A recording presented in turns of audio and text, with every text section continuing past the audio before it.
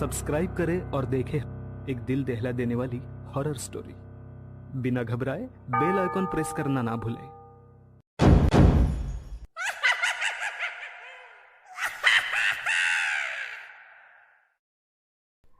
इस कहानी के लेखक है ज्ञान तिवारी।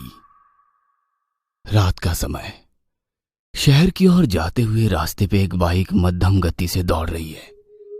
बाइक सवार के माथे पर हल्की सिलवटें उभर आ रही है। वह कुछ परेशान सा किसी सोच में डूबा एक दिशा में बाइक चलाए जा रहा है कि तभी बादल गहरा जाते हैं और हल्की बारिश गिरने लग जाती है। यूं अचानक शुरू हुई बारिश उसे थोड़ा सुकून देती है और उसके चेहरे की परेशानी हल्की हो जाती है। बाइक सवार एक घर के बाहर अपनी बाइक पार्क करके अंदर की ओर चल देता है। वह पूरा भीगा हुआ है। ऊपर आकाश में बिजली का जोर जोर से कड़कना जारी है। वह आदमी कंधे से बैग उतारकर कमरे के सेंटर में पड़ी टेबल पर अपना बैग रखता है और खुद हाथ प्रभ टेबल के पास रखी कुर्सी पर बैठे अपने हाथों के बीच अपना सर छुपा लेता है। वह सोच में डुबाई होता है कि तभी कमरे की खिड़की तेज हवा के झोंके से खुल जाती है और तेज हवा का बहाव तेजी से अंदर आता है और उसे झंझोर देता है। वह हड़बड़ाकर उठता है और फट से खिड़की बंद कर देता है और जैसे ही मुड़ता है उसके सामने पड़ी टेबल पर उसे एक चुड़ैल बैठी दिखाई देती है जो खीसे निपोर कर हंस रही है। वह सहम जाता है और अपनी आंखें बंद कर लेता है और जैसे ही दोबारा खोलता है तो सामने कोई नहीं होता। शायद ये मेरा भ्रम था। इतना कहकर वो बिस्तर से टेक लगाकर बैठ जाता है और ऊपर चल रहे पंखे की ओर देखता है। मैं पेशे से एक पत्रकार हूं और जो कहानी मैं अपने अगले लेख के लिए लाया वो कितनी विभत्स और खौफ दिलाने वाली है कि अब तो मेरा जहन भी उसे नकार नहीं रहा। ना जाने क्यों एक औरत के कहे शब्द मेरे दिमाग में अपना घर बना रहे थे। कुबेरिया होते ही अपने घर में रोशनी करना बहुत जरूरी होता है। कहते हैं कि अगर कुबेरिया होने के बाद घर में अंधेरा रह जाता है तो कोई बुरी शक्ति आपके घर को ताक कर उसमें अपना कोना बनाकर बैठ जाती है। वो आदमी अपने बिस्तर से उठा और बैग से अपना रिकॉर्डर निकालकर उसे ऑन किया और बोलना शुरू किया। रितिका और अमित देर रात ड्राइव करके अपने घर वापस पहुंचे तो देखा उनकी माँ बाहर चौखट पर बैठी हुई है। रितिका और अमित ने उनके पास आकर पूछा कि वो इस तरह गुस्से में घर के बाहर क्यों बैठी है तो वह सहसा चिल्ला उठी, कितनी बार बोले हैं तुम लोगों को कि अगर शाम के समय कहीं घर से बाहर जाओ तो घर की बत्तियां जला कर जाया करो, पर बुद्धि मोटी होती है तो भलाई की बात नहीं जाती है उसमें। अमित अपनी माँ को समझाते हुए कहता है, अरे ऐसा भी क्या हो गया माँ, इतना क्यों गुस्सा कर रही हो तुम? क्या हो गया? तुझे 1000 बार समझाया है कि घर में अंधेरा नहीं रहना चाहिए, कोई घुस के बैठ गया तो। पर माँ, यहाँ एक छोटा बल्ब जल तो रहा है ना, और घर में कौन आ जाएगा? ये भी मैंने जलाया है जब मंदिर से लौटी। तुम लोगों को घर का ख्याल है ही नहीं। बहस लंबी थी पर किसी तरह रितिका और अमित अपनी माँ को समझाकर घर के अंदर ले आए। आधी रात का समय, रितिका और अमित गहरी नींद में सोए हुए हैं। बगल के कमरे में उनकी माँ भी सो रही है।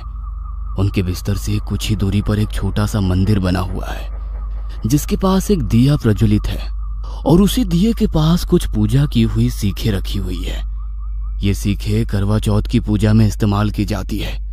सब गहरी नींद में थे कि तभी रितिका की आंख खुल गई और धुंधली आंखों से उसने घड़ी देखी तो रात के 2:15 बजे थे।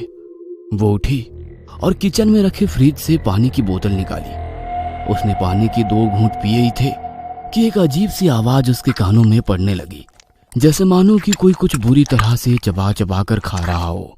थोड़ी देर को ये सब रितिका को उसका भ्रम लगा, जैसा कि अक्सर आधी रात में लोगों को हो जाता है। रितिका पलटकर अपने कमरे में वापस जाने लगी और जैसे ही वो किचन से बाहर की ओर आई उसके कदम सहम गए। अब खाने की आवाज बहुत जोर जोर से अंदर की ओर आने लग गई थी। रितिका बाहर की ओर चल पड़ी। रितिका किचन में ड्राइंग रूम की ओर आते हुए, कौन है बाहर, कोई है क्या? रितिका की बातों का कोई जवाब नहीं आया पर वो खाने की आवाज अब किटकिटाहट में बदल गई थी। रितिका जरा सी आगे बढ़ी ही थी कि उसके पैरों के पास एक खून से सना हुआ हड्डी का एक छोटा टुकड़ा उसके पैरों पर आ गिरा और रितिका हड़बड़ा के डर के पीछे हट गई। उसने वहां से देखा कि उसकी माँ वहां एक जगह सहमी सी खड़ी हुई है और एक टक दरवाजे की चौखट को ताक रही है। क्या हुआ माँ? माँ ने बिना मुड़े रितिका से कहा, वो घुस आई है बेटा, वो घर की चौखट तक घुस आई है।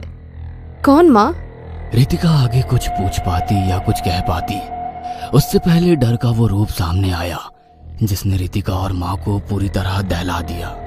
वह किसी दहशत से कम नहीं था। घुंघराले बालों वाली वो चुड़ैल वहां बैठे कौवा मार खा रही है।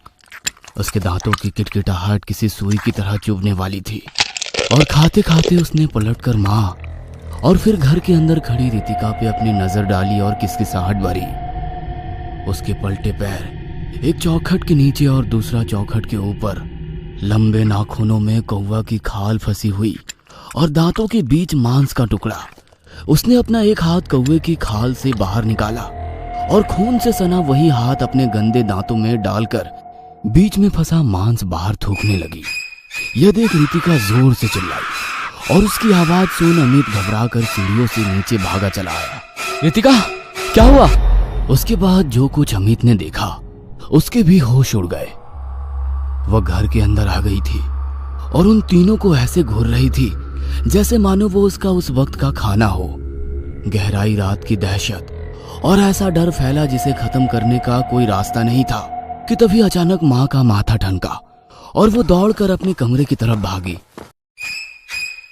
और उसी वक्त वह चुड़ैल रितिका पर झपटी और उसे नोचने घसीटने लगी। अमित के ऊपर भी उसके कुछ खरोंचे लगी जिनसे अमित दीवार से टकराकर बेहोश हो गया। अमित की माँ भागकर कमरे में पहुंची, राम राम राम, और पूजा में चढ़ी सीखें उठा ली। चुड़ैल रितिका पर हावी हो चली थी। इतने में माँ ऊपर से तेजी से नीचे की ओर आई। उनके हाथ में पूजा में चढ़ी सीखें थी। उन्होंने चुड़ैल के पास आकर उस पर उन्हीं सीखों से वार करना शुरू कर दिया। माँ ने सीखों के टुकड़े कर उन्हें एक एक करके चुड़ैल पे मारना शुरू किया और वो रितिका से दूर हट गई और दर्द में गुर्राने लगी। जैसे जैसे सीख के टुकड़े उस पर बरसते वह बाहर की ओर गुर्राते हुए भागती। उसके उल्टे पैर कभी हवा में झूलते तो कभी फर्श पर छूते और देखते देखते वो दीवार फांद कर दूसरी तरफ भाग गई। जब अमित को होश आया तो वो दर्द से कर्राह रहा था। रितिका रोई जा रही थी और माँ, उनके हाथों में अभी भी कुछ सीख के टुकड़े थे। धीरे धीरे कर दहशत की रात बीती। वो दोबारा नहीं लौटी थी। कहानी जो कुबेरिया से शुरू हुई थी खौफ में बदल गई थी। क्या वास्तव में अंधेरा देखकर उसे कोई अपना घर बना लेता होगा? रितिका और अमित की कहानी से तो यही साबित होता है। इतना बोलकर पत्रकार ने अपना रिकॉर्डर ऑफ किया कि तभी अचानक घर की बत्ती चली गई। ये क्या हुआ?